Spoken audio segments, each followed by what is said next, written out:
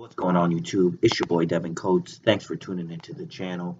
Um, I have another day of 48 days with the 48 laws. This is day 13, and I know I've been kind of fucking up the last few days, but just bear with me. I've been really sick, traveling, been kind of just got a root canal, and going through a lot. But let me just jump right into it. So, law number 13: when asking for help, appeal to people's self-interest, never to their mercy or gratitude. If you need to turn to an ally for help, do not bother reminding them of your past assistance and good deeds. He will find a way to ignore you. Instead, uncover something in your request or in your alliance with him that will benefit him and emphasize it out of all proportion. He will respond enthusiastically when he sees something to be gained for himself. So basically what this chapter is all about, and there's two different stories that they name, and I really just think the second one's the most important. Pick up the copy. There's a link in the description below if you want all the stories, but I'm just going to use the one with Athens. So basically, Corsica and Corinth in Greece back in the day are basically in a conflict with each other, and it seems like they want to go to war, but they need to appeal to the help of Athens, who is the preeminent power in Greece, with the strongest navy. And basically, whoever wins this side will probably win this conflict, and there will be very little mercy on the other side. So the Corsican guy, he comes up. So they both got some time in Athens to basically sit down and basically almost like a courtroom, appeal to the interests of Athens, and Athens is going to choose which one they're going to choose sides with. So the Corsican goes first, and basically he completely admits the fact that he's like, we haven't been allies. Corsica hasn't really done anything for Athens in the past. Corsica has not really, we just really haven't had any kind of relationship. But the one thing Corsica can offer you is that we have the most powerful navy other than Athens itself. So us together, we would be a completely indomitable force, and we'd even be able to rival Sparta. Anybody who saw 300, how Sparta was viewed at that time. So it was a very bland, straight to the point type of speech. The Corinthian comes with a whole different, he starts talking about how they've been friends and allies for so long, and then he starts bringing up what he was calling his Hellenic law about the fact that you must repay people who've done great deeds for you, and all the things that Corinth has done for the Athenians in the past. And he's blowing this out of proportion and just keeps telling him like everything we've done, and how is it going to look to the other allies that you have that you're ungrateful to the things that a friend or an ally does for you. If you were to team up with somebody who admits that you've had no relationship and actually has kind of been somewhat of enemies in the past, like how is that going to look? So they basically go back and they debate for a little bit as an assembly, the Athenians, and then they come back and then they give their verdict, and basically overwhelmingly they decide that they're going to side with Corsica. And the moral of this story was really that Corsica actually appealed to the self-interest. The Corinth, they appealed to the past of the good deeds they've done. And just kind of getting into the psychology of it, I'm just gonna kind of skip to the keys of power. Is that, most people are really out for self-interest. You're throughout your day-to-day life, you're thinking about how you can better serve yourself. And if you think about the idea of telling other people how you've helped them in the past, that's actually going to kind of piss them off, because now you're making them feel obligated for something that you've done for them. And that's not a position that people want to feel.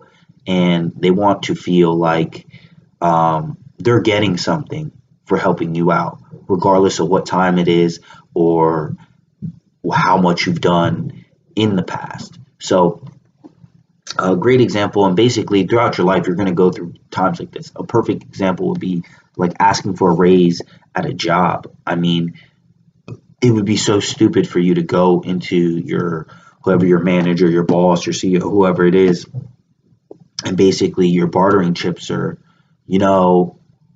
I've been working here for a year, and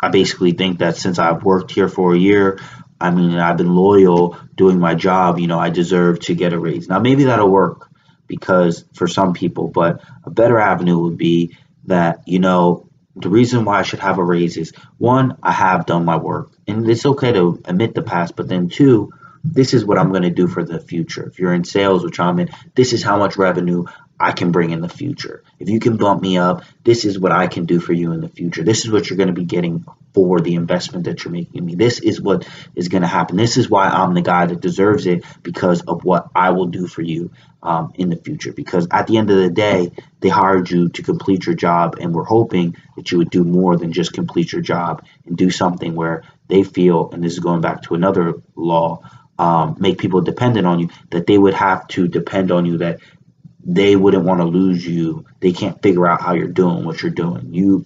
People are dependent on that job that you do. And that's kind of like a modern day example. There was a reversal to this, and there are some people that generally don't want to look like they're out for their self-interest.